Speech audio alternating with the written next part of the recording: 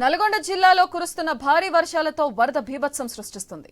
దుందుబి వాగి ఉప్పొంగి ప్రవహిస్తుండటంతో నల్లమల్ల అటవీ ప్రాంతంలో 10 మంది చెంచులు వరదల్లో చిక్కుకున్నారు. బాధితులు డిండి మండలం దెయ్యంగుండ్లకు చెందిన వారిగా పోలీసులు గుర్తించారు. తేనెవేటకు అటవీ ప్రాంతానికి వెళ్లి గోనబోయినపల్లి దగ్గర బాధితులు తప్పిపోయినట్లు తెలుస్తుంది. రెవెన్యూ, అటవీ, పోలీస్ శాఖ అధికారులు గాలింపు చర్యలు చేపట్టారు.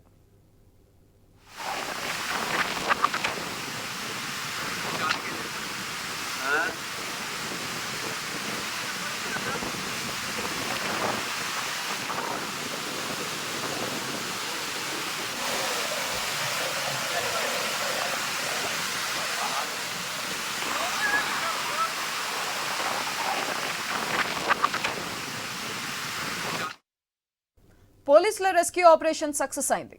డ్రోన్ కెమెరా ద్వారా బాధితుల ఆచూకీ కనుగొన్నారు పోలీసులు.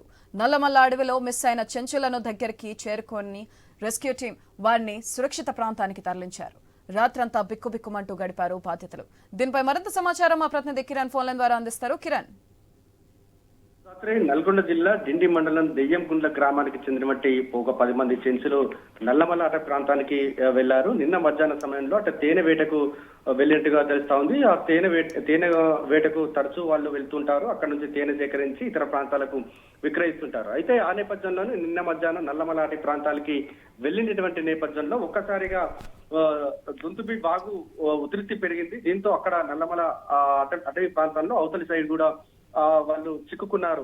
అయితే ఈ ఘటనకు సంబంధించి పోలీసులకు అక్కడ ఉన్నటువంటి ఒక గొర్రెల కాపరి పోలీసులకు సమాచారం వచ్చినట్టుగా తెలుస్తుంది. దీంతో ఎస్పీ శరత్ చంద్ర పవార్ నేతృత్వంలో అక్కడ రెస్క్యూ టీం అంటే నిన్నటి నుంచి దేవరకొండ డిఎస్పీ గిరిబాబు, అదేవిధంగా సిఐ సురేష్ తో పాటు రాజు పోలీస్ బృందం నిన్నటి నుంచి రెస్క్యూ టీం మొత్తం కూడా ఆపరేషన్ అయితే చేయడం జరిగింది. అయితే రాత్రి సమయం కావడం అటు గాలింపు చర్యలకైతే కొంత ఆటంకం కలిగినటువంటి పరిస్థితి అయితే ఉందని చెప్పవచ్చు. అయితే ఈ రోజు ఉదయం 6 గంటల సమయంలో ఒక డ్రోన్ కెమెరాను అక్కడ పంపించారు. ఎందుకంటే వాళ్ళ దగ్గర మొబైల్ లేదు కాబట్టి మొబైల్ లేకపోవడంతో అక్కడ సమాజానికి వారికి మొత్తం కూడా సంబంధాలు కట్టినటువంటి నేపథ్యంలో ఇటు పోలీసులు డ్రోన్ కెమెరాను ఉపయోగించారు. వారు ఉన్నటువంటి ప్లేస్ ను ఆచూకీ అయితే కనుగొనడం జరిగింది. దీంతో అక్కడ ఒక భారీ తాడు సాయంతో దాదాపు 50 మంది రెస్క్యూ టీమ్ లో పాల్గొన్నారు. అక్కడ నుంచి గజయితగాళ్లను కూడా అక్కడ అందుబాటులో ఉంచుకుని ఇక్కడ వారు ఉన్నటువంటి ప్రదేశానికి భారీ తాడు సాయంతో అక్కడికి వెళ్లి కూడా అక్కడ ఉన్నటువంటి 10 మందిని సేఫ్ గా ఒడ్డుకు చేర్చడం జరిగింది. వారందరినీ కూడా ఎవరైతే మిస్ అయినటువంటి వాళ్ళు చిన్నారులు కూడా ఉన్నట్టుగా తెలుస్తా ఉంది. ఎవరైతే వీరు తరచూ అక్కడ నల్లమల్ల అటవీ ప్రాంతానికి వెళ్తున్నటువంటి క్రమంలో ఒక్కసారిగా గోనబోయినపల్లి వద్ద వాగు ఉధృతి పెరగడంతో అక్కడ మిస్ అయినట్టు కూడా తెలుస్తా ఉంది. నిన్న మధ్యాహ్నం సమయంలో వాళ్ళు మిస్ అయ్యారు. రాత్రంతా కూడా బిక్కుమంటూ కూడా రాత్రంతా జాగారం చేయాల్సినటువంటి పరిస్థితి నెలకొందని కూడా బాధితులు అయితే వాపోతున్నారు. ఎందుకంటే నల్లమల్ల అటవీ ప్రాంతం కాబట్టి ఎక్కువగా అక్కడ క్రూర మృగాలు తిరిగే అవకాశం ఉన్న నేపథ్యంలో కొంత రాత్రంతా కూడా భయంగా కాలం వెళ్లదీసినటువంటి పరిస్థితి అయితే ఉందని చెప్పొచ్చు. అంటే సకాలంలో స్పందించినటువంటి దేవరకొండ సబ్ డివిజన్ పోలీసులు బాధితులందరినీ కూడా సేఫ్ గా ఒడ్డుకు చేర్చడం జరిగింది. మరోవైపు ఇక్కడ స్థానిక ఎమ్మెల్యే బాలనాయక్ కూడా అక్కడ బాధితుల దగ్గరికి కలవడం జరిగింది. రెస్క్యూ టీమ్ కు కూడా ఎమ్మెల్యే అభినందనలు చెప్పడం జరిగింది. మరోవైపు ఇక్కడ నల్గొండ జిల్లా పోలీసులు ఎప్పటికప్పుడు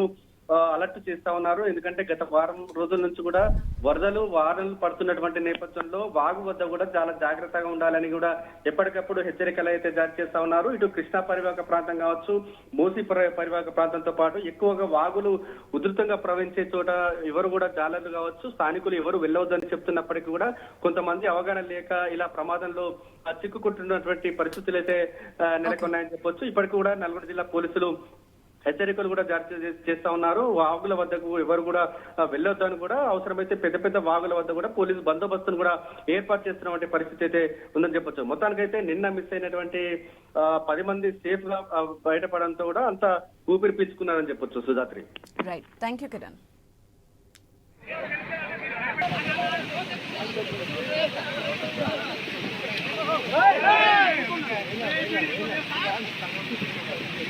ఏం కాదు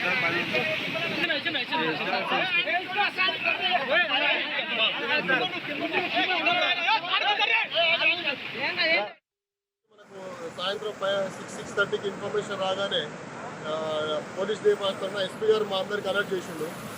ముఖ్యంగా ఎస్పీ నల్లగొండ గారు నన్ను మా సిఐని మా ఫోర్స్ అంతా ఇక్కడికి పంపించారు. మాతో పాటు అచ్చంపేట ఫోర్స్ కూడా వచ్చినాం. రాత్రి నుంచి మేమందరం ఇక్కడే ఉన్నాం. వాళ్ళకి ఎలాంటి ఇబ్బంది లేదు.